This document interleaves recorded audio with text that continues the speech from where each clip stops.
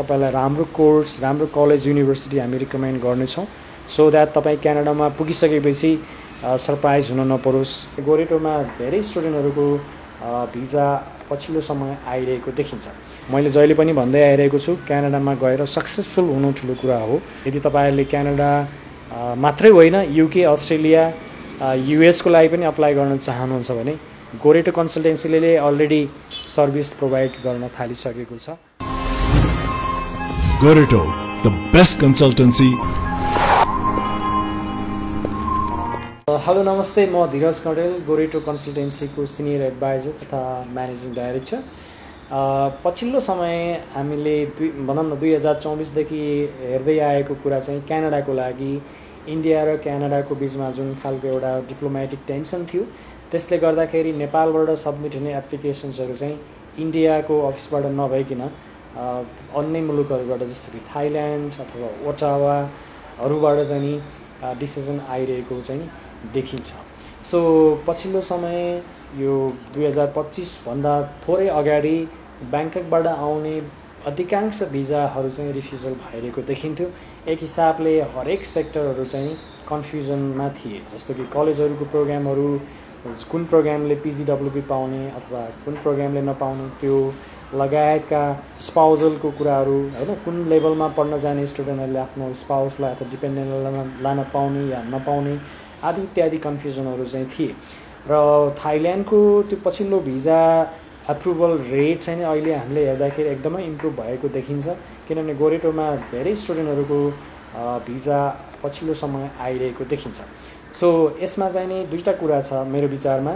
एउटा त हाम्रो डकुमेन्टेसनको जुन गाइडलाइन छ गोरेटोबाट प्रदान हुने अथवा काउन्सिलिङको जुन हामीले सर्भिस तपाईँहरूलाई दिन्छौँ, कलेज सिलेक्सन, प्रोग्राम सिलेक्सन आदि इत्यादि कुराहरू, त्यसमा एकदमै राम्रो तरिकाले हामीले गाइडलाइन्स गरिरहेको गाइड प्रोभाइड गरिरहेको मलाई लाग्छ।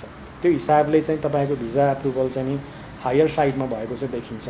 अनि अर्को कुरा चाहिँ हामीले हेर्नुपर्ने कुरा के छ भने बिस्तारै क्यानाडाले चाहिँ नि इन्टरनेसनल स्टुडेन्टहरूलाई वेलकमिङ अझै धेरै नम्बरमा गर्न खोजिरहेको पनि देखिन्छ। र यसलाई चाहिँ नि थप हाम्रो नयाँ पार्टी जुन लिबरल पार्टी छ, मार्क कार्नी चाहिँ नि प्राइम मिनिस्टर भएको अवस्थामा यो पार्टी अलवेज इन्टरनेसनल स्टुडेन्टहरूको फेभरमै हो। सो त्यो हुनाले पनि पछिल्लो समय नेपाली स्टुडेन्टहरूले यदि क्यानाडामा अध्ययन गर्न चाहनुहुन्छ भने यो सम्भवतः राम्रो मौका चाहिँ हुनसक्छ।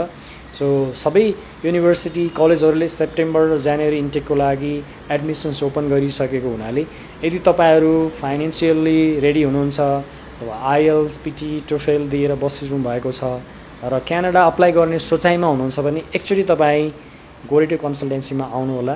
र म के कुरामा विश्वस्त छु भने हाम्रो एक्सपर्ट काउन्सिलरहरूले जसले चाहिँ हजारौँको सङ्ख्यामा तपाईँलाई काउन्सिलिङ गरेर सक्सेसफुल भिजा रिजल्ट दिन सक्नुभएको छ, उहाँहरूले तपाईँलाई एकचोटि राम्रोसँग गाइड गर्नुभयो भने तपाईँको क्यानाडा अध्ययन गर्न जाने सपना जुन छ त्यो पुरा हुन्छ भन्ने मलाई चाहिँ लाग्छ।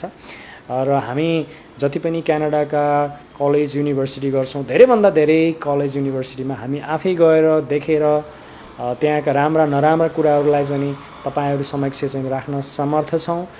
किनभने क्यानाडाको कतिपय ठाउँमा तपाईँको लिभिङ एक्सपेन्स चाहिँ लो हुनसक्छ भने कतिपय अवस्थामा तपाईँको जब पर्सपेक्टिभ अलिकति लो हुनसक्छ।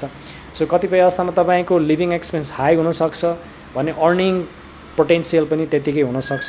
तपाईँहरूको रिक्वायरमेन्ट, तपाईँहरूको फाइनेन्सियल कन्डिसन आदि इत्यादिको अवस्थालाई हामीले राम्रोसँग बुझेर तपाईँलाई राम्रो कोर्स राम्रो कलेज युनिभर्सिटी हामी रिकमेन्ड गर्नेछौँ सो द्याट तपाईँ क्यानाडामा पुगिसकेपछि सरप्राइज हुन नपरोस्। क्यानाडा जानु मात्रै ठुलो कुरो होइन, मैले जहिले पनि भन्दै आइरहेको छु क्यानाडामा गएर सक्सेसफुल हुनु ठुलो कुरा हो।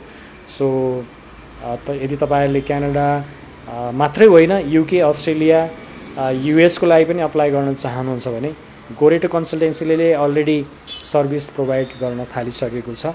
र तपाईँहरूलाई हाम्रो अफिस नयाँ बानेश्वर, कुमारी पाठी, पोखरा, चितवन र इटहरीमा भिजिट गर्नको लागि आग्रह गर्दछु।